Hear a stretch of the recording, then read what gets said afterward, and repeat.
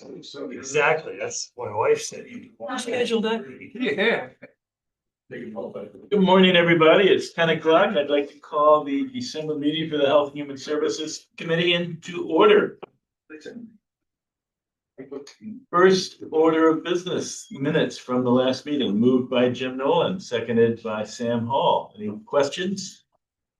Vote, all in favor? Aye. It's passed. Now, departmental reports. I believe we have a report coming up from Rob. Morning, guys.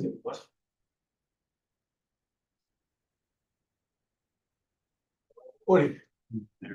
Morning. All right. You too. Uh, I thought it was an important code.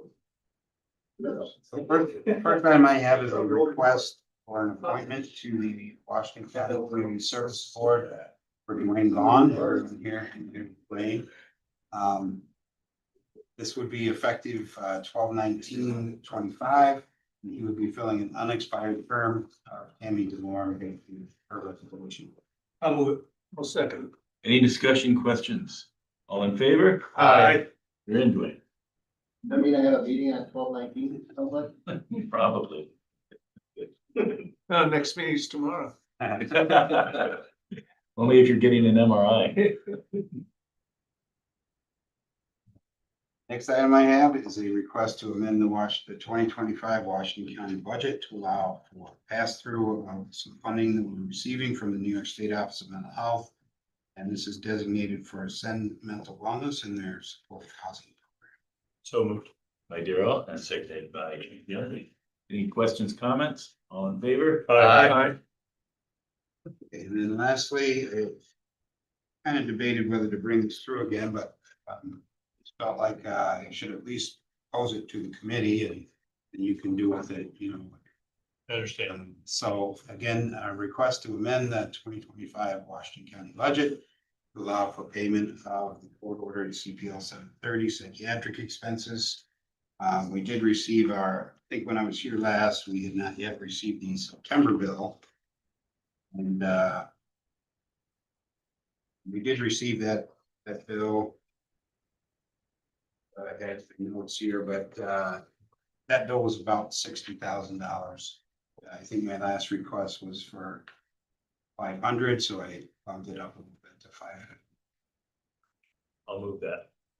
Any second? I will. Yes. So discussion.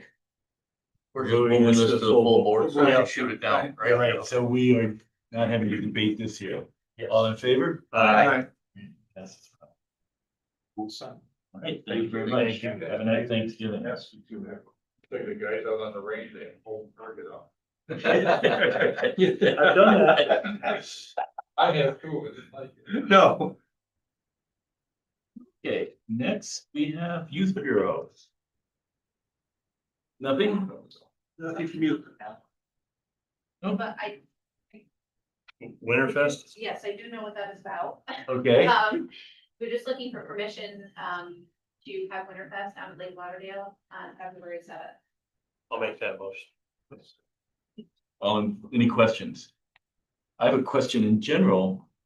I mentioned this in email. It's in their budget. Do they need to ask us for permission to do it? Or should they just advise us? Are we micromanaging? I would view it that way, but, there's others that. Yeah. It's an event that we still have, it's open to the public, so I guess. Yeah, with the logo, all that stuff, yeah. Yeah. So that's normally what you need approval on, it's usually the logo, really, that's the crux of the matter, most of the other stuff. It's, we've already approved it, it's in your budget, it's the logo. That's what I was kind of curious about, because we seem to approve things that we don't maybe need to approve unless it's unusual and out of the budget. I think we've always retained the use of the logo. Yes. Question from Brian. Yeah, and the other thing would be the date, because everyone in the room gets to hear the date and say, oh, no, we got something else. Yeah. So I think that's part of it too, is to make sure there's no conflicts. So that would be an advice or a permission? It might be an invite, if there was some other county function going on that day, you might not want them to conflict, or if it was a state thing they had to go to. Okay. Yeah. Well, I was curious about Yeah. that. Yeah, Right. Then all in favor? Aye. Wonderful, thank you. Do we have a date? 15th, wasn't it? February 7th, Seventh. February 7th. I think that's what she just said. weather permitting, Saturday. ice conditions, all that good stuff. What if there is no ice?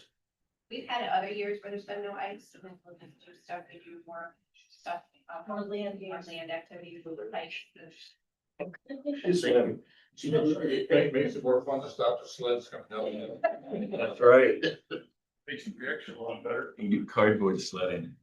Veterans.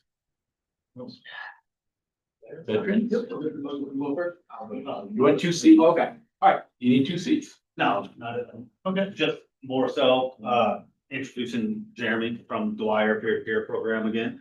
Just brought him so he could, give some updates on the program and what we got, coming up on the horizon. All right, very good. Good morning, everyone. Most of you I know, I haven't, please feel free to reach out to me anytime if you need any help with anything with the veterans related. Quick update. The Warren County is on the brink of rolling out the Veterans Justice Court. I would like to see us do the same thing in Washington County. I think it would be a tremendous asset for the area. As some of you may know, John Ballard just went through the Veterans, I think it's actually not the Veterans Justice Court, it was the drug court.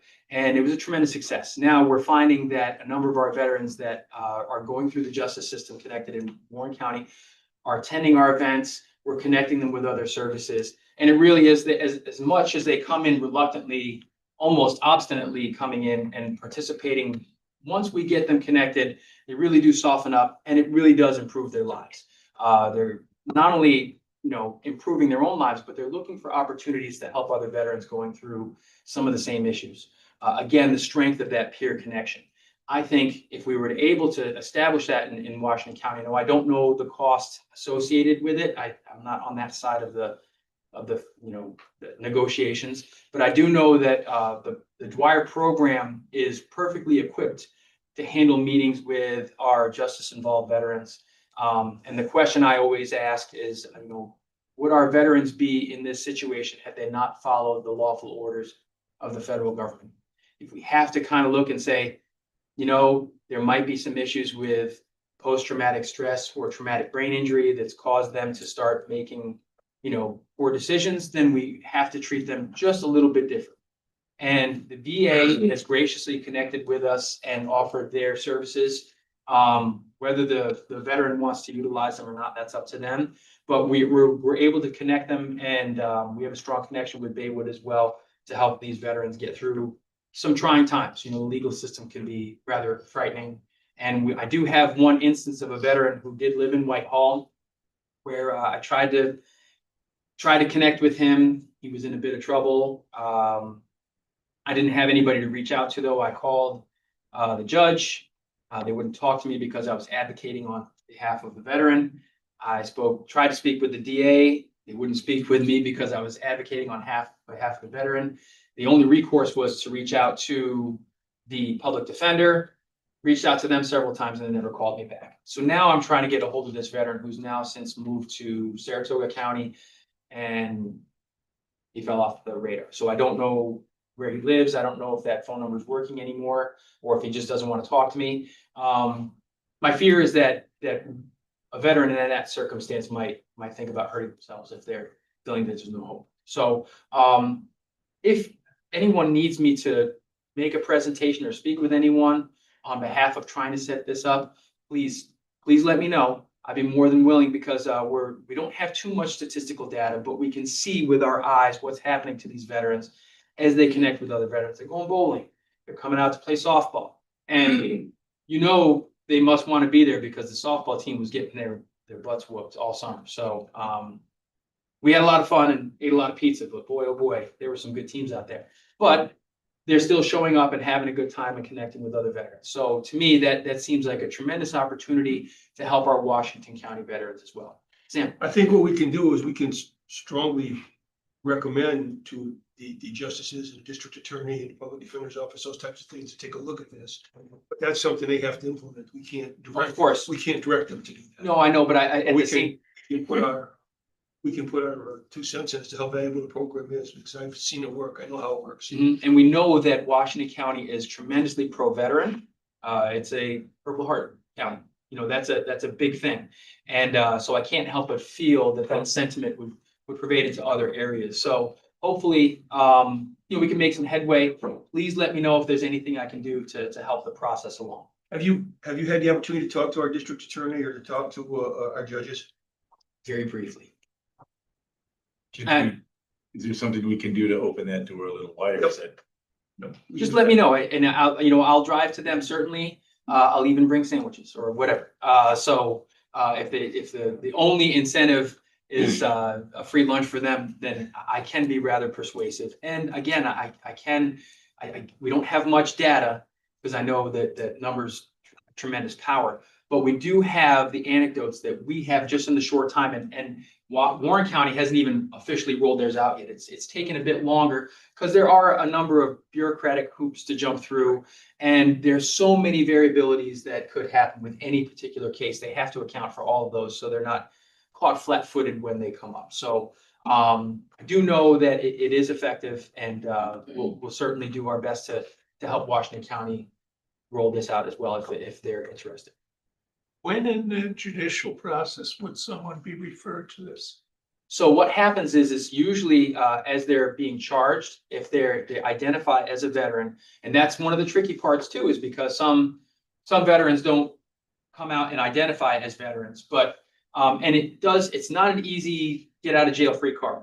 It's certainly not that. The process, it goes through phases similar to drug court, and it's when they're charged. when they're charged. When the process could start to look at that if they identify themselves as a veteran. Yes, and it's voluntary. That answers my question. Yeah, it's voluntary. So Okay. at the beginning of the charging, if they identify as a veteran and they volunteer to go through this system, then they're connected with myself, also with VA, who's the justice system. Her name's Alyssa Gibbons. She's very good. We got quite a few folks in a pretty good system in place, so really we'd be able to replicate it, just kind of graft it on top of what already exists in Washington County. Nate, Chairman, and then you, Scott. No, let's, sure. Join. Yes. Defer to me. I'm still thinking right now. Chairman. Questions. Number one, is this just on the county court level? So we're just talking about felonies and serious misdemeanors, or is this on all 17 local courts? So it's When does it start? so first question. So it's felony. Now they look at Warren County has opened it up to misdemeanors. But the process is so arduous, many veterans will probably reject that and just say, I'd rather pay the fine or whatever, but one of the stipulations is there, it can't be a violent crime. There can't be victims, that type of stuff. So, there's a number of questions legally that I can't answer, but it is a county court issue. Yes. Number two, I know that years ago, when we started the drug court stuff, there was things not here, but in other parts of the state, the ACLU was into that because it was separating out particular classes of people for different treatment and this sort of thing. And you think we've got a chance of having a challenge to that? Is it happening elsewhere in the state, or is it? No, because the Veterans Justice Court has been in place in places like Buffalo for a long time. Okay. And the training is quite comprehensive. There's a lot of things I have to go through in order to be, meet the criteria of the mentors. And that goes for all layers involved in this system. So they try to keep it airtight so as to avoid those types of challenges. So, but Buffalo has been doing this for quite some time. As a matter of fact, all the justice courts across the state are modeled after what they've done in Buffalo. So if there's a challenge, probably it's already occurred. Yes. Okay. Scott. You still Well, thinking? defer, yeah, You're I'm still still thinking? thinking. All right, so Something I am 110% in support of this, but I think the question needs to be asked, are we gonna have to put staff in place for that? And is there federal money out there that would help with that? or Yes. state money? There is federal money for this, quite a few things. So Warren County applied for some grants for the training materials, and the people come right in and they train you up on everything. The judge he's already in place over in Warren County. Who else is involved would be the public defender's office, your Warren County Veteran Service, Washington County Veteran Service officers. They're in there because some of these veterans are going through this stuff, and sometimes the despair comes from financial instability. So they connect them with a VSO to see if they're eligible for any VA benefits, and get that process rolling. Also, Alyssa Gibbons, who's a VA rep, she's the justice rep. She comes in at the expense of the federal government. So there are costs associated, but there's grants and both federal and state opportunities to defer those costs. So it would be our staff that are in place already that are gonna be facilitating this program. Now, again, it's adding another layer onto what they're already doing, and I think that might be one of the things that causes folks to, balk at the idea. However, in my opinion, the less than 1% of the population that stepped up to fight for their country, I think they're worth the time and expense. I agree. And just to add on to where we fall into that and helping the veteran, the process can be 2 to 3 times fold. In that veteran that we're now working with, when we come in and we represent and advocate for the veteran on the VA side, it's quite possible we can not only get them to a place of financial stability in the form of compensation that they were, for the most of veterans who have not yet received any VA benefits, just don't know that there are benefits out there for them, especially monetary benefits. But not only financial stability, we can also get them healthcare coverage, quite possibly cost-free. So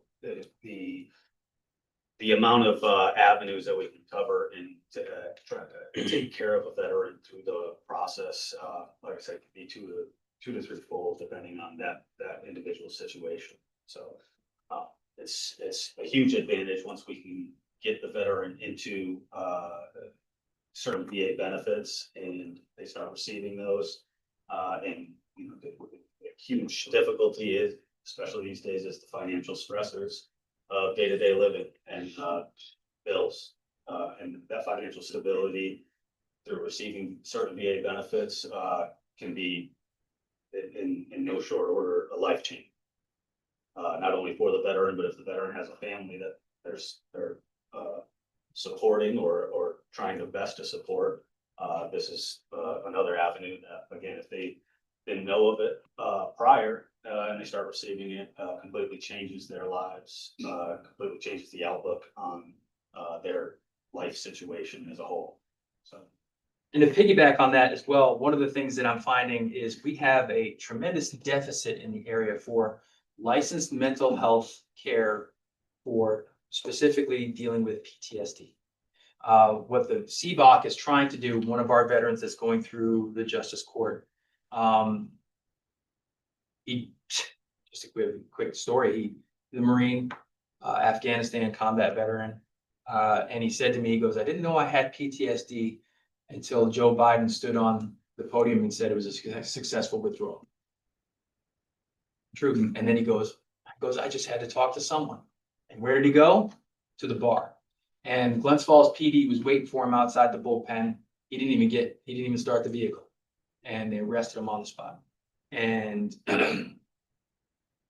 he's been dealing with some stuff since then. But now that he knows he's been diagnosed with PTSD, the VA offered telehealth. And telehealth, sometimes it's all you can get. I get it, right? But there's a tremendous number of things that you can't determine via telehealth. You're only seeing them from the chest up, right? There's a number of, behaviors that you can kind of identify if you're meeting someone face to face that you can't via telehealth. And they do have a psychologist that comes into the CBOC, I think a couple times a week, but her specialty isn't PTSD, which is mind blowing. So if for nothing else, we're kind of putting pressure on the VA to say, hey, we've got veterans up here that are dealing with PTSD. You're not providing them the resources that they deserve. You're asking them to cut out their workday to drive an hour down to Albany.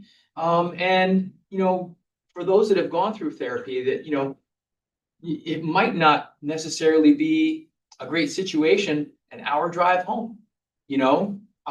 Whereas, you know, trying to establish care, you know, mental health care up here with someone that you develop trust with, and, you know, it's a 20-minute drive as opposed to, you know, really an hour and 20 minutes, especially if you're taking county vans that are transporting other folks. There's a number of logistical hurdles for these veterans, and they just don't want to do it, but there's no community care alternative. So, I'm addressing that personally in my own ways to try and help with that shortcoming in the area, but that is an issue that has to be addressed. You know, and we know full well that they're withdrawing community care in the area. That's because probably it's cost prohibitive, but you know, the VA has to give us another option that's a little bit better than talking to a computer screen. So so that's all I have on that. Another question? Could you tell us what CBOC is? Oh, community-based outpatient clinic. I'm sorry. It's right on Ridge Street. It's a contracted health organization by the VA that, you know, they have basic care. They can draw blood. You know, they have a couple of doctors there now, right? I think. And, you know, they do a decent job, but they don't have many specialty, you know, providers there. So that's one of the criticisms. You know, you have to go down to Albany. It is what it is. This is the So, one right across from the Queensbury. yes, yep, That's the one I go to. yep. And I see Dr. Danette there. He's very good, you know, but again, you know, if you need to see a mental health counselor, the person that's there is, again, only there a couple of days a week, and they continually defer you to telehealth, which some folks appreciate, but I don't know. There's certain things I just think you can't do via telehealth, but that's just me. So we're seeing a 60% increase in female participation. We've hired a new mentor, Dawn Palmer, who's strongly associated with the Hudson Falls American Legion. She does a tremendous amount of work. She's an Army veteran. She's also a retired LPN, so she's got case management, you know, responsibilities. So she's been a tremendous asset, and now we're seeing again a 60% increase in women's participation because as she's come on board. As much as, you know, I'm very friendly with the women, I'm clearly not a woman, and they're not going to talk to me and trust me and you know, appreciate me leading the events, and she's done a tremendous job for us. We've connected with the VA for trainings for our MST support groups. We did have an association with St. Anne's. However, it was clinical and it was kind of expensive. So we're trying to get the training for our mentors so we can just lead support groups and make sure we connect them with other services as we see the need arising, because that's really what they asked Dwyer to do, to provide non-clinical services. So the VA has graciously provided us with the trainings to get us up and running and make sure that we're connected with enough resources as we see incidents come up, because there's a number of male veterans who are victims of MST as well. So I will be going through that training as well. We are starting our informational dinners back up. We'll be at the Argyle American Legion on December 10th. We've connected with the Argyle Variety, which is veteran owned, to provide the food for us. So even if nobody shows up, we still help the veteran. So we've connected with Washington County Health Services. They're going to have a speaker come out for smoking cessation for the first class. So it's December 10th. Our new calendar should be coming out. We'll probably distribute that on Friday. Do you got time for that? Say it again? Time? 1800, 6 o'clock. Yep. I can do 18. And we are also partnering with the Hudson Falls American Legion. They have Operation Full Plate, which is a meal delivery service. We're looking for veterans and families of veterans for them because they're home cooked meals and delivered right to the door. So if you know any veterans in the area, please give me their name and address, and I can reach out to them and see if they're willing to participate. I know a lot of folks are reluctant to accept anything, but we have a lot of money and a lot of resources and a lot of folks that want to help. So this is by no means a burden on anyone. The food's getting made anyway, so it might as well get delivered to someone. So if you happen to know anybody throughout Warren or Washington County, we even dip into Saratoga. We're partnering with the Hudson Falls League to get this food out there. So yes. How big an area, in other words, for example, would you go as far north as Putnam? Right, Yes. that area? Okay. And if southern part, you go to Cambridge? Yes. Like, Yep. Do you have contact info for all the American Legion? Officers? I do. Bruce Chapman's in charge of the one in Granville. Okay. Yeah, I gotta connect with Greenville. It's because I'm almost breaking. This is year 3 now. So I'm really breaking both Warren and Washington County into hemispheres. Because Washington County is so long, right? If I do something that's quasi-centrally located, you're still not reaching the northern end and the southern end.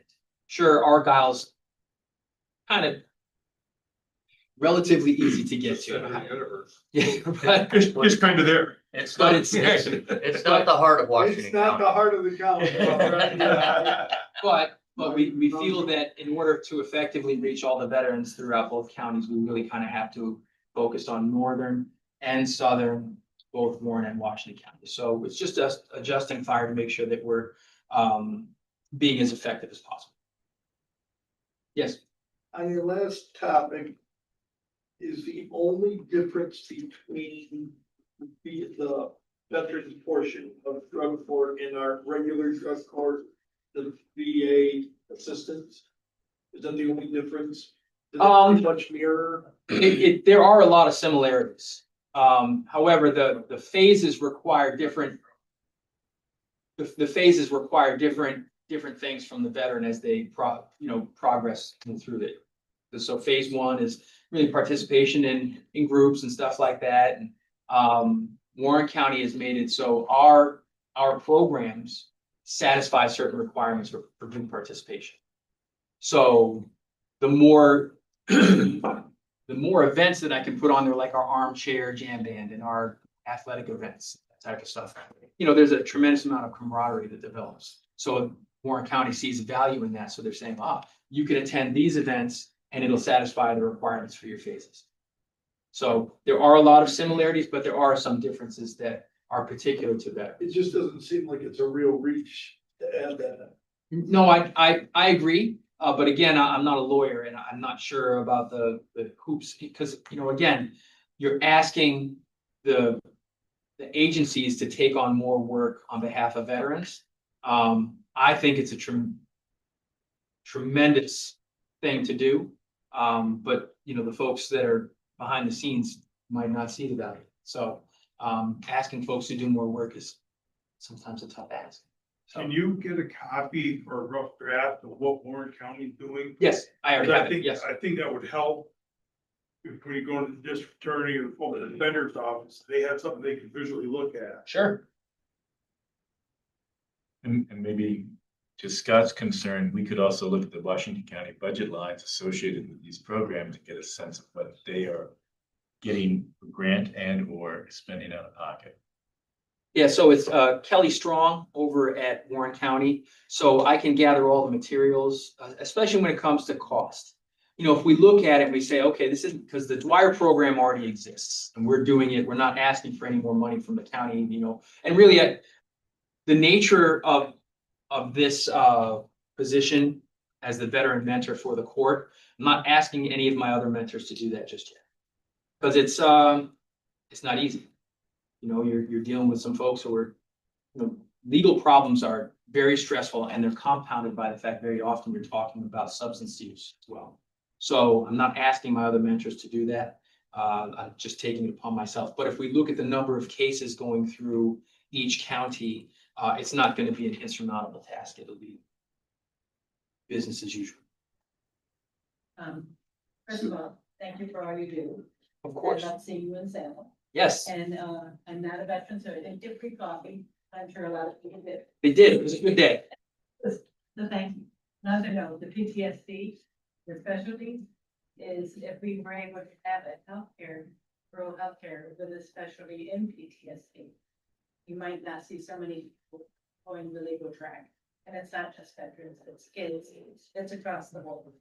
So quick, So that's a really big deal. yeah, I'm probably, about 90% sure that I'm gonna be starting another master's program in the fall to address that issue, to be, a counselor, probably a licensed social worker to address that issue, because there's a need in the area. We don't have anybody that's specifically works with veterans and PTSD for children. I mean, look, and I've said this before, as I continue to do more surveys of our veterans, a number of our veterans, especially enlistees, went in with some sort of adverse childhood experience, which was exacerbated by their time in service. So go in and, military can be stressful even if you don't see combat, and then you see combat and you have a really tough time adjusting. So all those old demons, they really rear their head. And again, we're not talking about using kid gloves with them, because the process is not easy. And some veterans will be like, no, I don't want to do that, and they'd just rather go to jail. So that's always an option. It's optional for the veterans to do that. So.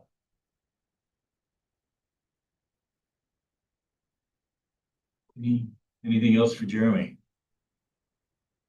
Thank you. Thank you. That's quite an update. Thank you. No, thank you, everyone. Happy Thanksgiving to you all. Yes. To you. Gary, this is Bruce. Chadwick's phone number, he's available to me. Okay, very good. Thank you. Nice.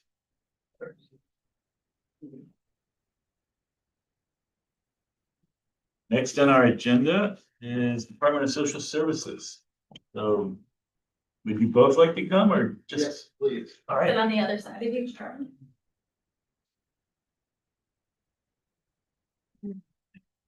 Thanks, thank You don't have to move. Well, you guys work well as a team. I don't want to separate you. So. Morning. Morning. So just a couple of things here quickly. Becky's gonna with you handouts. We want to go a couple of points here. I appreciate your patience with me being my second meeting. Put my feet underneath me here. We are currently working through how we may present data to you, so we're all speaking the same language. I think we had a good start with that, with the stuff that I sent you all a month ago or so. We're looking to do this not only to inform the Board of Supervisors, but for our department to set some realistic, achievable goals moving forward in 2026. And we are looking for continued input on what you want to see from the department in regards to data. Please be patient. We're going to be doing some restructuring, obviously, due to some staffing changes, and it'll take us a couple of months to get there. We're already down some staff and leadership. Tracy Hudson, the director, left 10 days ago for retirement, and Mary Lynn Eddy, a second director, will be retiring and leaving next week. So a little quicker than we expected. But I would like to thank them, both of them, for their combined 65 plus years of service to this department. So I hope we all recognize the hard work that they've done since they've been with us. I'm also, just a couple quick things. We're going through the Benadio debrief. We spent some time with them yesterday, and they're also helping us with our restructuring piece, not only reporting on a few things, and they did find a couple things where they gave us over, I believe, $140,000. I think that's the figure, a little bit.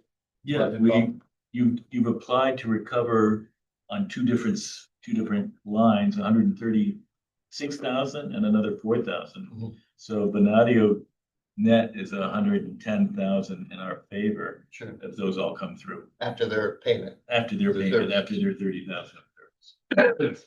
There was a handout that I received the last meeting, from you folks that I want to let you know that we're still working on that. We're looking at, exploring the cost and the legalities of some of the questions that were, given to me on that handout.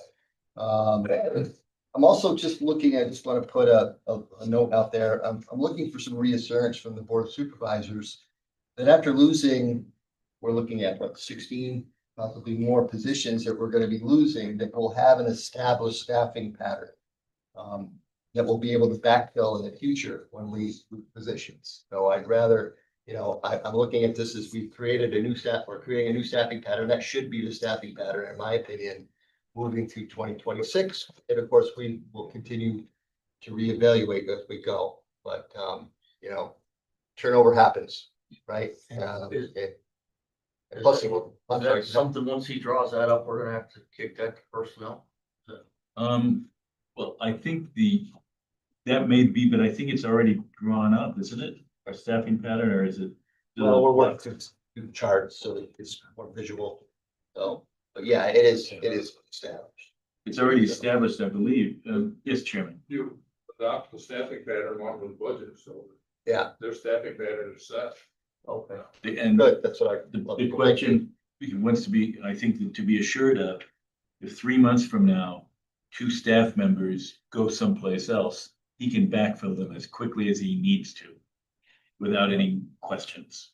Well, I think what we did resolve, correct me if I'm wrong, is that they had to come back in and request the backfill. Yeah. It wasn't that, yeah, Yeah, it still has to go through personnel, I read that. yeah. And I think it would be a great idea if you let us know when the position is somebody from a preferred list too. Sure. I think that would be important also. Yes. I think it'd be good information. Okay. I'm gonna work backwards a little bit on my bullets here, and I'm just gonna touch briefly on employee safety. We're just having some really good conversations right now with the sheriff's department and ensuring safety of our staff when they go on visits. So I don't really have a whole lot for you there, but it's just something that we're looking at, making sure, especially if we might be short-staffed, to make sure that they're protected out in the field. And we're very appreciative to the sheriff's office to be very open in these conversations. They have our back, and we appreciate that very much. I'm gonna hand things over to Becky to talk about some of the handouts. Good, Wayne, could you return to that just a second? Sure. Being an ancient rusty cop, I have the scanner going all the time.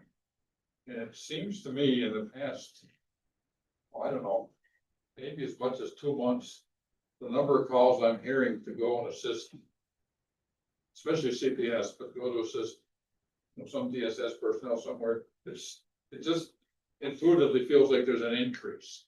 Are you seeing, more calls as they get more? Are our clients becoming more nasty? I don't really have good data. And I don't either. I have a feel for what I'm listening to on the scanner when I'm in the house. It just seems like a lot of calls lately. I think the thing that raised concerns for me is just a few weeks ago, there was 3 incidents in 1 week. So that immediately raised my radar, everything from people, somebody slapping a pen or a pad out of somebody's hand to, a child saying, oh, my dad said that if CPS shows up, he's gonna shoot him, so these incidents have popped up and brought me more awareness. And granted, I'm new to this too, but ensuring their safety is also going to ensure their longevity and make sure they want to come to work, right? So we don't want anybody getting hurt, of course, but we also want them to feel like they're valued and their safety is critically important. It just, like I say, just intuitively, it seemed to me like it was becoming a bit more dangerous. Okay. Brian, you have a So, question yeah, or so something? is maybe that the reaction because you are working with the sheriff department already? Yeah, And so before maybe they weren't, and now he's making sure they go. I think they always have. They always have to Yeah. agree, but maybe now it's a little more. Right. So maybe that's what Well, you've always heard, Yeah. you've always heard, it just seems like, maybe I heard the 3 in a row or something, that just beat me, but I want to make sure I ask you about that, I'm glad you brought it up. Yeah, I mean, I think the important thing is we're just in the kind of looking at this phase, and we're just appreciative that they find it important too, so. Well, I think it's important too for the clients to understand that when they're dealing with a worker, that they know that they get other people standing behind that worker they're gonna have to deal with too. It just is an individual person, they're dealing with a whole bunch of people. So that might help them to further bad behavior too. Yeah. Yes, Have you reached out to public safety, though? yeah, There's a lot they can do in that area to help train that type of stuff as well. yeah. Tim and I have had some great conversations about it. Like I said, they're all willing to work with us for sure. So they recognize the safety of all staff. Very appreciated. Ready? Yeah, Okay, so provided her a couple of handouts. In working through Bertal and our county administrator, there have been discussions around DSS. And I should back up a little bit. I'm the accounting supervisor for both the Department of Social Services and Office for the Aging. And the data for today is strictly around social services, in case anybody was curious about that. But what you're looking at are some documents of trying to pare down information that would create a lot of paper usage. And so if the information seems like it's simplified or not enough, it's not telling the story, it's strictly because paper and all that would go into providing this information for you. So first of all, the document entitled Summary of Case-Related Payments. It's very difficult to come up with a method that will show trends for us. And this particular document is to show the trends of the payments that you don't see. So you're approving and reviewing all of our vouchers that are associated with our administrative costs through board audit. These are the payments that are checks are produced in our office through the state system, which is that there's actually two. It's WMS and BIX. WMS is the welfare management system. BIX is the benefit issuance control system. And these payments produce the checks, attach them to the cases. By attaching them to the cases, it's how we're able to receive revenue based on each of those clients' eligibility. And the eligibility is there's a lot of different circumstances that determines what their eligibility is. It's also something that we can't control. Their circumstances are their circumstances, and that's what we have to follow. So I'll start with 2020. I'm going to go to 2025. What's in the middle is just information to share. So payments through the BIX and WMS system for 2020 totaled $2,180,350. And that is in the top left corner. There were 8,041 individual payments issued. This is for the month of October only, that were issued through that system for that $2 million. Of that, those we'll call them benefits, were not all to, some of them were to clients, some of them were to their landlords or other service providers, but some of them were actual cash that went directly to the clients. It goes to a card, and they able to either use the card at a grocery store, or they can go to an ATM and get cash, depending upon what their case eligibility provides for them. There are SNAP benefits included in that total of 1.2 million. October of 2020 saw 6,341 individual SNAP benefits issued. And the average SNAP benefit was $197 per case. The SNAP benefits are not drawn on a social services account. That money doesn't flow through Washington County in any way. As is the same for our HEAP benefits. HEAP benefits for October of 2020 were $339,968. There were 596 of them, and they averaged $600 per benefit. That leaves benefits of $591,357 that were actually drawn on Washington County funds. And those were 1,104 payments. before I go any further, anybody want me to break that down even more? I just have a question. Sure. So on these other ones up above, you talked about that was October of 2020. Was this, what period of time was this for? Was this for all of 2020 or just the October? Just payments, checks issued in 2020. October of 2020, rather, just October. Every column is only October. Every column is only October. Correct. So I wasn't gonna do 21 through 24, but I do want to point out one thing in 2020. You're gonna see that 4.6 million for 2021 of total value payments is due to some federal and state money that was associated with COVID, specifically in the areas of heat. There was a program instituted in the fall of that year that provided utility payments to anyone who was eligible for a regular heat benefit. It was not money that flowed through Washington County. It was only payable to utility providers. And it was for only clients that had an arrears on record for their utility provider.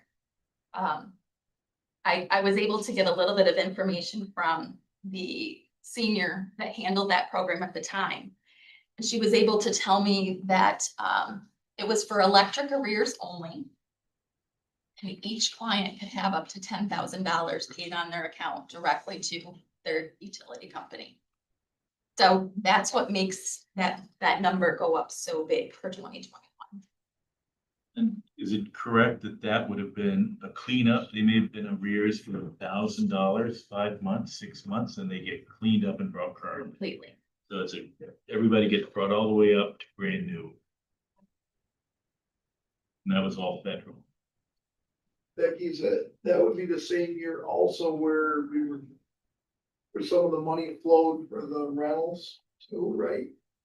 RSP, the rental assistance program, I think that might have been the same year or perhaps 2022. I didn't provide any of the data for our offline payments. That would be in that group. It did get extended a while too. I It mean, did. I ran the ERAP for Saratoga Yeah, County at 'cause that time. originally it didn't.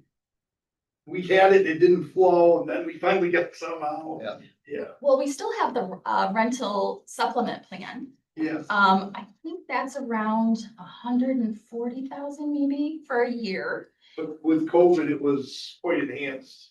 It was Right. actually Right. it fell under a different name. Yes, Yes, Yeah. yes. that's what I'm thinking. Yeah, we also have another one called SAFE. It's a very limited pot of funds. I think it was 25,000 for the last year. We're learning that it is coming back, but we have yet to find out what that dollar amount looks like for our county. Okay. So, looking at 2025, I should also note that, everything you're gonna get from us is always going to be a month behind because it takes time to get all of this data put together for the state to even issue us the numbers. So, I know that a month can feel like a long time and a lot can happen in a month, but I think that this is the best way for us to give you a picture of our current standings. So for 2025, October, I'm sorry. I just wanted to say that as a member of the audit committee, that's still helpful. Like, we look at bills and we have no idea that there's sometimes $2 million more going out a month. And it's good to know so we can all, and I think we should share that in the audit report every month as well. There will be a month behind, I but think it's out of good to the get that numbers are- information. I think our out of audit numbers are in the report that goes to the full board. Full board, yeah. The audit. So I Okay, think, so that's we- that number plus, when we Well, see on we are. the Friday big board meeting, I think everything they got paid for the whole month is in that. That's Al's report. Yeah. I think Okay. he gives all the out of audit with the audit. Yes, So, Dave. look at the numbers, it's interesting how, county funded payments bounces around. But curiosity says would it be able to give a comparison year to year to date, so we can see what the trend of the year is? So to see an entire year compared, See, like June to or January to October. we can make this into anything that you'd like. Well, I mean, nice to see the trend because 1 month is good, just looks like there's some good trends in October. But to see the yearly trend would show you the impact of bounce around reimbursements. So we tried it initially, and it was a very hectic looking chart with a lot of numbers on it. Definitely see where you're coming from on that. We'll spend some time. These can evolve for sure. And if they're not the kind of data that's helpful to you all, we encourage you, reach out to Dwayne, I think what he's saying is rolling it up to 2020, all of it. yeah, Yes. one number for the year. Yes. 2020 to October. Look the same as this, but. It will, it will. It's when we get into trying to produce these charts, Oh, yeah, Yeah. that they became pretty hectic, but And maybe that doesn't need to be in chart form. Maybe Okay. not, because you're right, that would get convoluted. I think just seeing the number, the trend of the numbers helps us. yeah, We could fall to $100,000 for some reason 1 month, but the month before was over 600,000. So. I think going forward is the time that we need to start looking for trends. You know, let's start looking at the Dwayne era and see what trends and maybe compare them to last year. And I think that's gonna give us a more accurate trend than going back to 2020, you know what I mean? We might have two trends we're dealing with, the seasonal trends of certain things happening in the winter and the magnitude of them. Pre-Dwayne, post-Dwayne, so we've got two levels of trends. Would you also agree? There's also the trend in the number of people coming through. That's a very important. Right. Very important number. Part we can't control. So we're looking at causality too, and that's when we can figure out if we have a trend going, right? So those are some of the things we're gonna start to look at is why is this number down this month? It could be an anomaly. Right? We want to make sure that we're finding out, why. We want to just always ask why. Based on the guidance that the page that you emailed us from the state, we're concentrating more on our people, Mhm. taking care of Washington County people. And we have to provide the immediate need of a place to stay overnight or whatever, but our focus is more on our people only, right? I guess the only thing that I would add to that is that from my perspective, this is strictly from mine. I'm not concerned about what we don't pay that goes directly from the state out of the coffers. I'm concerned about what we have to come up with on our side of the coffers. That's that total number is misleading for what we can manage. We can't manage what's gonna go directly to the state. But we do need to know what it is that we need to be responsible for. so I think my thought on that, why I included that information in there is because it's also thinking about the man hours that goes into processing Gotcha. all of these. Yep. These individuals are not being certified by New York State. They're coming through our doors. They're applying online to Washington County. These are the people that we serve. So That's all. I think that it has an importance, but I certainly see, Yeah, yes. and that falls into that category of what we are actually responsible to pay. Yeah. As well. Right, and then in regards to the man hours, I mean, I think we need to recognize too, is that every time I'm going down the hall to their small unit and saying, hey, can we do this, this, and this, it's above and beyond them doing that first line, right? Right. So we need to recognize that every time I knock on their doors, it's granted they meet me with a smile, but I hope that keeps up, but they're getting extra work, whether we're just trying to make sure that we're communicating with you and being transparent and showing you the numbers that will help you. So we're speaking the same language more. Chairman, you had That thump you're hearing is the dart hitting the door when you go out. Yeah.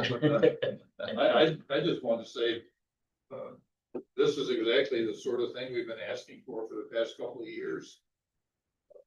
There are all kinds of other nuances we could do to it and trends and maybe doing that a couple of times a year, halfway through and towards the end.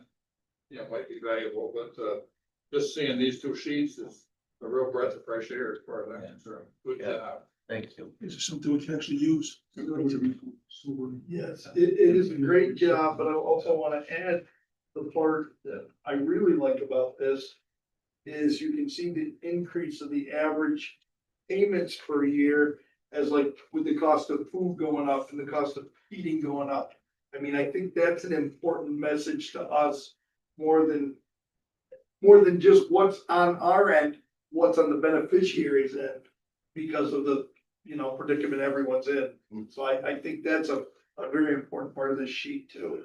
Yeah, I'll say that looking back, I tried to go back and look at things, and I think some of this information was presented by my predecessor, but maybe just the language was different. Not And I think, simplistic to where you right, could so- fill in the head with it, yeah. yeah, so, yeah. As I noted when we first started going through these documents, this is just the payments out of the VIX and WMS state systems. We still have some in-house payments that have not been addressed that are, have client-specific data that's attached to them. I need to find a way to report those out to you too. We have prepared some of that documentation. We just need to tweak, presentation at this point. Okay. So if we look at 2025, this is just the month of October again. The value of payments for October of 2025 is 2.3 million. Compared to the previous October of 2.7 million. So that is a decrease there. SNAP payments are 1.2 million. Number of benefits was nearly 4,000, slightly down from the previous year. We have average SNAP benefits of $303. And the value of HEAP benefits included in the 2.3 million is 247,708. That is 308 HEAP benefits, and the average HEAP benefit is looking at, and those have yet to be issued. However, once they're authorized, they become a payment in our system of $804. After all of that, it leaves. Can I ask a question on heat benefits? Sure. Is that weather dependent and price of fuel dependent or not? So the federal government sets all of the rates or the benefit amounts. And that has been kind of messy this year. And I haven't had enough experience. HEAP just opened and enough experience with this year's benefits to know what's behind them. But maybe that's something I can revisit in the near future. Thank you. Okay, That next month number might look very different, yeah. right? So let's just keep that in mind. That's, one of the things that's great about this information is we can actually see the number of individuals or families served and look at the fact that part of the reason that October was down is because the number of people served was Right, or the service wasn't available, right? down. So Okay, we'll be able to, that's what I'm talking about, the causality and not to identify it necessarily with a trend that we want to say, well, it was down because of this, Mhm. right? Or we hope to get to that point, we're down, we're trending down. They're two different things. yeah, that's what I'd like to see is. Sure.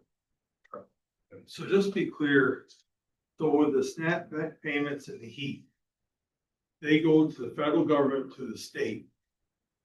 And then the state just registers it through the county and notifies you this is how much money was spent. We can see it at any given time, how much money was spent. So as far as the HEAP goes, I'm trying to make this not very complicated because in my mind, it's extremely complicated. The SNAP benefits are issued. There is really no cap on the number of people that we can process as long as they fit that eligibility criteria. As is the HEAP benefits. And then because they're drawn on state funds, we really don't know what's happening at the state level as far as, are they getting the funding first from the federal government? Or is the federal government reimbursing the state for these expenses once they're issued? So these payments are something that you actually don't even process yourself. We do, You process. we process them, but it's basically us feeding data to the state. Okay, and then the state just makes that payment directly. to you. Yep, the SNAP benefits are coming off on their EBIX card. The HEAP benefits, there are some HEAP benefits that go to EBIX cards. Those are for individuals that their rent includes their HEAP or includes their heating costs. They are entitled to, if they apply for a nominal benefit, it's not very big. And there's some various criteria along with that to determine whether or not they will receive it, but that would go as cash on their EBT card. But all the rest of them are payments to vendors that are providing energy assistance or deliverable commodities such as fuel, propane, electric. We even do wood pellets. Not a lot of vendors that are available to us for that, but we do have it. Firewood, yes, we have firewood. I just wanted to clarify, like with all your financials are in the big system, right? If they're associated with a client, So the part when we say we don't see it in audit, this is all that we don't see in audit or this group? The rest of it are in audit? this is the stuff that's issued to the state or through the state system. And then the other that you're seeing or that you're not seeing yet are the payments that would be like our contracts that are for a specific program and would be servicing a group of individuals. However, data that goes along with those payments would include case information. And so that's, we have to be sensitive around that. Right, yeah, I wanna stress that, we wanna be careful about. Yeah, I was How just we trying to present. clarify, the part we're missing is this part right here, and that other part you're working on, everything else comes through audit. Is that Yep. Right? So I printed one list. This is the October of 2025 list. This is not the SNAP benefits, not the heat payments. It's only all other benefits reported on this summary. And it's 26 pages long. This is kind of how it looks when it's spit out of our system based on various criteria that we enter into our search. I've removed anything that would point to a specific individual. And this is when I'm talking about a lot of paper. Maybe if you were interested in seeing some of this, we could send it electronically to you. Just trying to avoid the cost and how cumbersome that would be to provide that data. And then if that, like the final number could be on the somewhere, because it's not on the sheet, is what you're saying? The payments that are contracts or grants that go to specific vendors for specific clients are not on here. So maybe that could just be summarized in the bottom of the sheet. Yes. We could just get that electronically if anyone wants to actually look at it. I think that would be great. Okay. Yeah, because most everything here when we leave. As for the circular file and you have to wait for your guys to do that. Oh, and the cost of copier maintenance, Yeah, printer absolutely. maintenance. Yeah. So appreciate it. Okay, so this is the $882,000 on these 26 pages. And Purple. Where'd that- this is just the month of Just the October. one. And 980 individuals benefited from the payments that are included on this report. Anybody have any questions before we talk about client counts? Yeah, the only thing I would add that you might move everything to the left and leave us one column at the end if that's possible. That gives us the current average for the year, the current yearly average. So in January, it would match January, and January and February would be January and February together. And that way we know as we go along, and that would be kind of neat to just see that. Okay, I may like to talk to you about that Okay, before we produce anything. very good. Do you mean like county numbers? What's coming out of our pocket, plus how many people are served, is that what you're Well, talking on about? this actual sheet, it's just what's here, just what is the monthly average and the calendar year we're in, so we're seeing it in real time. This is what we're averaging, so by the time you get to October, you know what it's average January through October of that actual year. Year to date. Year-to-date average, Yeah. right, so. That's what I was asking for. Yeah. On a yearly basis. You can see what. We don't need to see, we don't need to see every month, but we can get a sense. You, like Brian said, January, February, March, all the way down through, so we got a comparison all through the years. And if it was a cookbooks, I could write you where to do that. Sure. And I just wanna, I think it isn't lost, but I wanna emphasize that all of these payments on this page are being managed and processed through our team here. And compensation shared comes back based on this, if I'm not mistaken, right? We get revenue on the administration side. And it's a lot of work. And at the end, I also want to bring up another point or two from the Benadio conversations I've had, but we have to recognize we're required to administer this and it takes a lot of effort. And every time we're asking Becky and the team to do something different, it's gonna take away the processing also. So we're making it harder for them, but it's gonna get easier. Yeah, I think we'll hold it in, But you know, I'd rather not give you 30 things to look at. Yes. You know, I'd rather, let's pick the most important 5 or 8, whatever that is. We get that honed in and then I can deliver that to you instead of at the meeting, before the meeting. And that way you'll be better informed. And then I won't be putting so much of a burden on Becky's team too. Okay. Did you have anything you wanted to say about any of? So I think per the one thing that I did send out before, I just had a little update that the thing that I sent out to the board of supervisors a month ago. Here's another little update that I'll pass around for you guys. We'll go over the client counts while you pass. Sure. Okay. So while Dwayne's passing those out, I will go over the sheet that has some color on it. That is a sheet that is also looking at October only. And it is breaking down our client counts at the end of each October for 2020 through 2025. Highlighted specifically are family assistance, safety net individuals, and safety net families.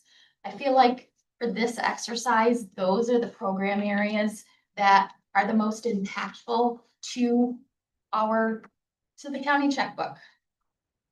And if you look to the chart to the right, you can see each year where we land for each of those types of cases or for the clients that are being served under those case types. Okay, so a SNAP in the color chart, Is not there. a SNAP number 6,254, right? Correlates to the previous chart. How? So that is the number of SNAP recipients with active cases in the state system as of October 31st. First chart, Correct. 3,968. But it's not, yes.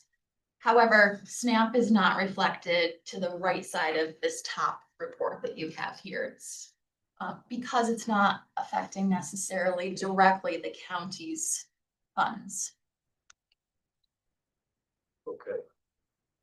Well, I was just looking at the total number of SNAP beneficiaries, right? Mhm. Now what that number is, SNAP beneficiaries, 6,250. correct. Number of individuals with SNAP benefits, 3,968. No, that's not.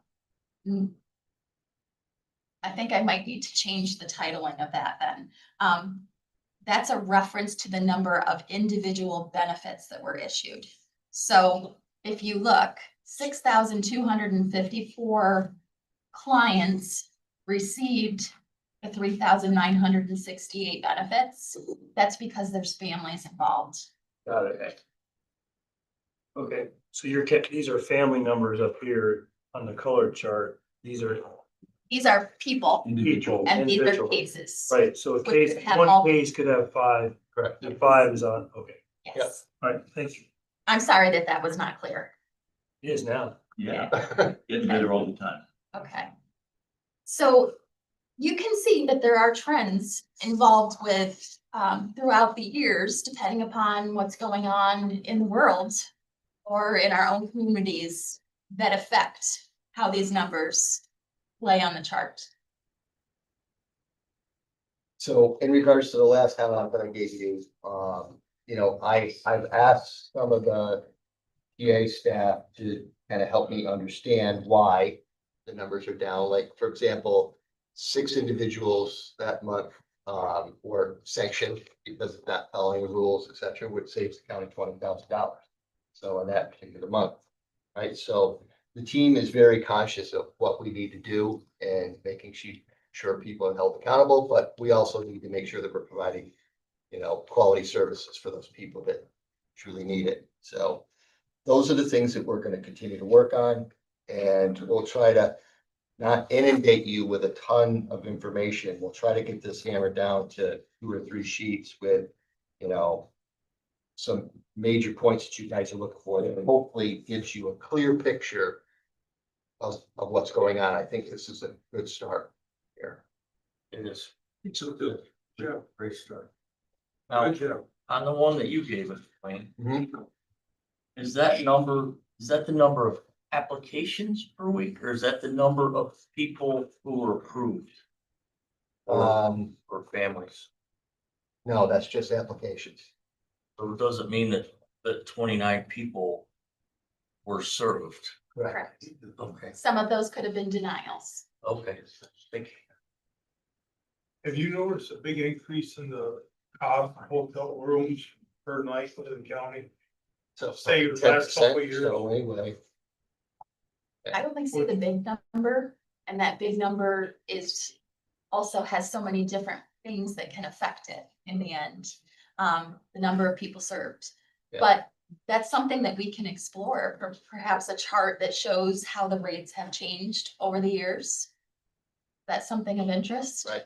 Code blue could affect this too. So if you Yeah. have a colder October or November and code blue opens, that has a positive effect on our numbers too, right? So again, talking about the causality, right? So it doesn't necessarily mean a trend, but we'll get there, right? Sure. What's the state's expectation for timeliness? Is it 100%? I have that number and I don't recall what it is. But we're kind of checked on that. I know, how quickly we're supposed to attend to the cases. Well, I mean, it's awesome. You guys are greatly improving. I just wonder when do we hit the red light beacon down at the state office and when do you get a phone call? If I remember, there's a chart that I can pull up and I can send you that has all the counties on that list. And now we're kind of eking towards the better end of that, which is good. Yes, you do want to work toward 100%. That is what they want. But I don't know if there's a number where there's a penalty associated or anything like that. So I'm not positive on that. So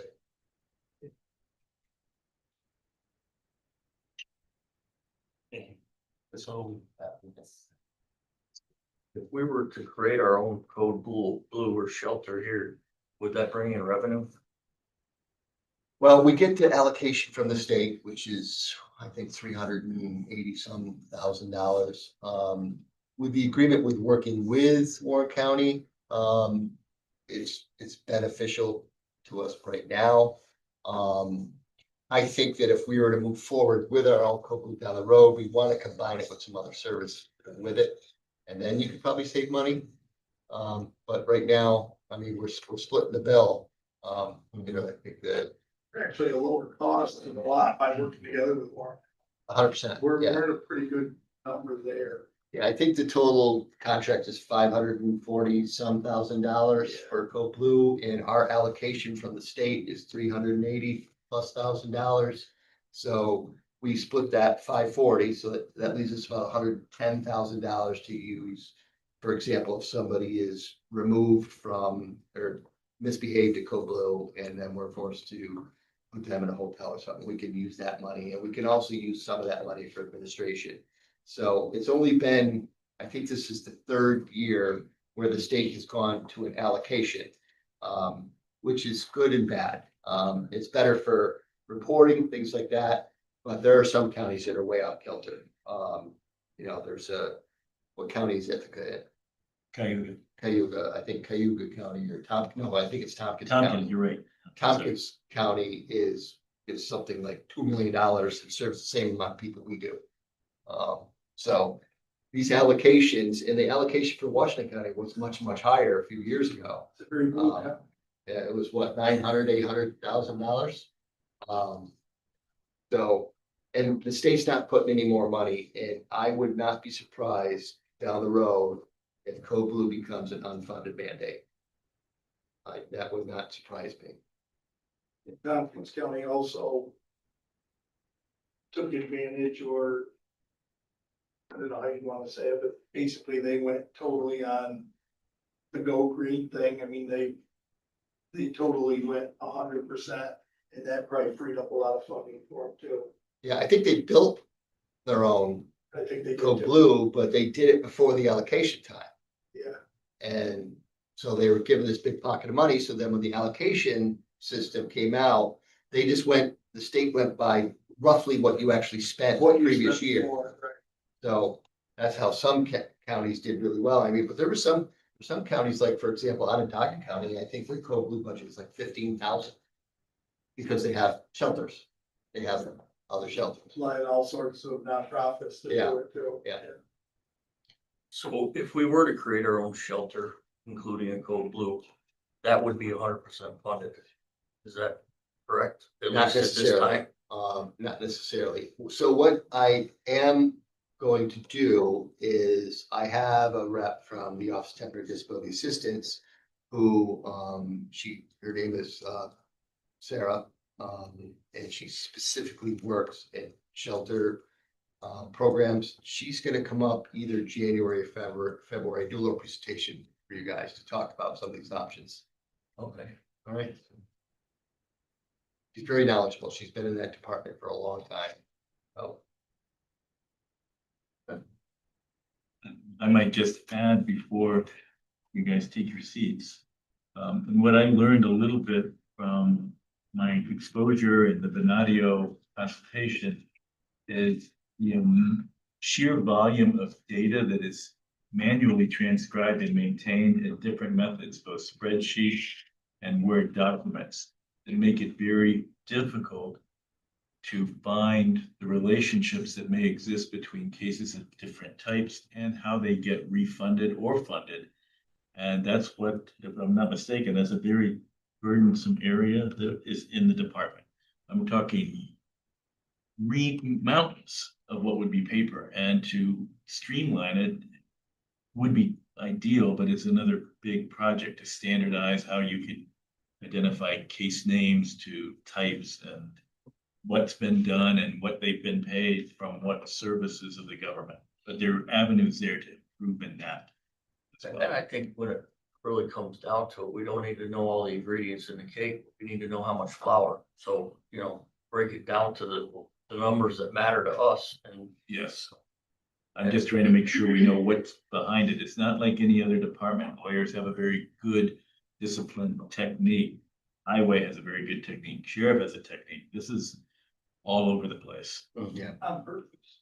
I think we'd like to, in another month or two, kind of get honed in and what we think we want, what you folks want to see, right? And then let's give that a good solid 6 months instead of, I'd rather not readjust every single month. It's too burdensome on. I agree. I think you're off to a real good start, Dwayne. Yes, I agree. Moving in the right direction, that's for sure. Well, I mean, that's thanks Charlie. to folks downstairs. Benadio is on schedule, and if they're getting us anything that we It will help us. I think they're finished and we will get where they're finishing their report. They haven't released the draft yet to Melissa and me or you yet, but we've had conversations. So, but we will be wrapping up before Christmas. So your thought is it's been worthwhile? No, nothing yet, Tracy draft. Just the $110,000 net ad that we expect made it worthwhile. Yeah. That will actually get better when we finally also realize any revenue associated with claiming the contract cost to the state. Also, right, I forgot about that. Becky and the team recognize, hey, we can claim this cost. Well, we asked about that, we're told no. Yeah, feel like we can, but We already have approval for reimbursement from OTDA. We had to ask in advance. We're not surprised. We asked about it initially, the commissioner at the time told us that no way that wasn't happening, so. You won't see it on 2025 books. That's fine. It's just the nature of The beast. living it. That's a great word. Yes. We'll see in the reconciliation. A small amount of it. How Yes. many departments did Benito evaluate? Pardon me? How many did they evaluate, Um, all the departments? I'd have to look at the specific, it was a very specific two-stage study that they did. One of them was in the bus or Well, first, by department, do you mean? Well, I just was think wondering, units, it wasn't department wide their study was, or was it? It went more broad than I expected it to. It was intended, I thought, was just a fiscal. And then also would be a child welfare program side. They had conversations with people, some administrative folks. I think they wanted to get a broader idea because everything feeds into the fiscal department. There's a lot of other units that their programs affect what goes on in child welfare. And so they were trying to get a more broader picture. and my predecessor did leave me good information on that to help with that, I'll upload that. And the other thing too was, I think I was a little surprised when we met yesterday, right? Yes. Or Monday, one of them. But I was even surprised that they do, they are, part of this is helping us with the restructure piece. So there are gonna be some conversations there. the original proposal had quite a menu of things, but they recommended the child welfare is where they quite often, if there's an opportunity, find revenue that could be claimed back. And we actually have more potential revenue from cases we haven't explored yet. You've had that conversation, right? The 1 year. Very briefly. So that's why we chose the child welfare, and of course, they want to get a lot more involved if they can, because they want us to pay them more for more services, but we've got a good team, so let's wait before we use them again. Right. It's a See where we jump off. software. Yeah. It's a She wants, yeah, software. it's her software too. That's my understanding. Yeah, Outside of Benadio. one year of service for Washington County was gonna run just over 50,000 for software that was supposed to help track the flow of our cases. It doesn't, it's my understanding, does not interface with any of our state systems. So And, yeah, at, and at this time, that's a lot of money for us. Yeah, And I asked her, and Dave probably appreciates this because he's been in software. I asked him, what's the platform underneath? What is it written in? And she couldn't give me what it was written in. So I don't know what this software really is. I know the answer. Oh, what did she know? It's an Excel. Yeah. It's It's a Excel? collection of Excel Yeah. spreadsheets. Okay, so I asked her if it was a SQL database and she didn't understand that. Yes, no, it's an Excel. Not a it's an special Excel code. data. Yeah. Okay, I'm sure it's very comprehensive, but I don't think we're there yet. but you're gonna be dealing with VBA and whatever else she's got in the macros. Those are always a nightmare. Okay. Well, thank you guys very Thank much. you. Thank you. Thank you. Thanks, Scott. Good job. Yeah. And now, moving on. Check our blood pressure, please. I'm feeling healthy. And I'm part of the public, so. Good morning, everyone. Good Morning. The first thing I have is a request to enter into a MOU with Comfort Food Community. We're going to be offering a 6-week diabetes self-management workshop located at Comfort Food. It'll be from March to April. So we'd like to, they requesting that we're entering into an MOU. They will be providing participants with weekly incentives for the participants that are participating in the class, which could include a $25 produce prescription voucher or a fresh food box from the pantry. So I would like to just request to enter into that MOU. Good job. Seconded by Sam. Any questions? All in favor? Thank Who you. drafts the MOU? Comfort Food. And then the second thing, just wanted to give you an update on our public health infrastructure grant. During the 2026 budget process, as you know, we did remove one public health specialist position from our budget. We would like to request to bring back that person through direct assistance from the state Department of Health. They would actually be a PCG employee, which is Public Consulting Group. So they would not be on public health payroll or an employee of the county. But they would still be stationed with us and handle the program that she's been handling right along with some enhanced duties as well. So we were just looking to get permission to enter into that direct assistance agreement with the New York State Department of Health to keep her on. And she is only going to be with us through May. She does have plans to go back to school to earn her nursing degree. So just looking for permission to do that. It would be 100% funded under the grant. So it's a way to keep her on, to keep doing the program that she's working on forward. Sam, second by Daryl and Scott.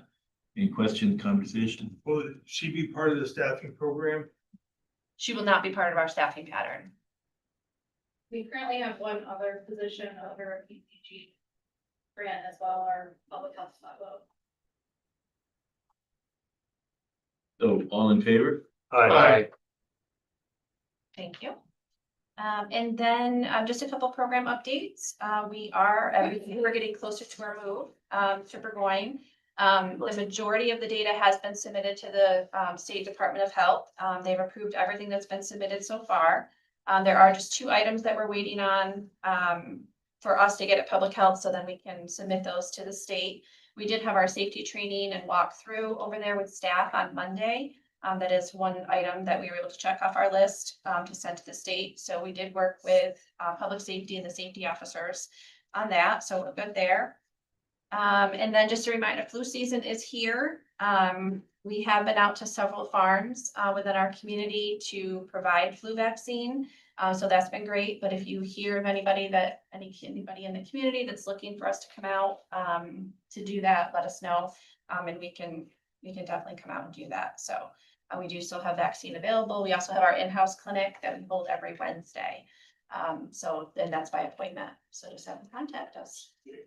Brian, So if you've been over for your safety training, I assume that's your whole staff. Yes, Are they impressed with the new building? yes, everybody is very happy with it. We're very excited to get moved.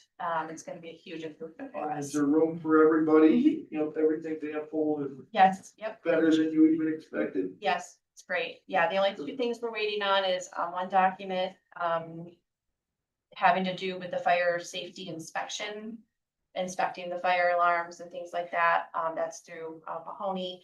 And then the other thing we're waiting on, we have to get a certificate of occupancy, which we can't really get from our own code because it's an internal department within the county. So it's actually going to be something that Matt's going to be requesting the chairman to sign.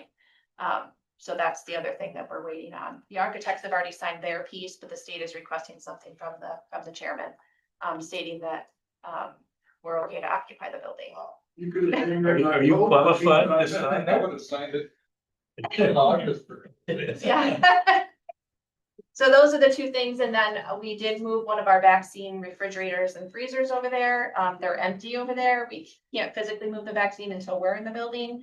And then so the state has to come up and do a final inspection of that area, just to make sure that everything's up to where it should be for our vaccine. Are they pretty timely when you ask them who they expect? Yes, this particular group will be. Yeah, because this is specifically what they do is related to immunizations and vaccine. So by Christmas, by New Year's, or what do you think? We're hoping before the first of the year.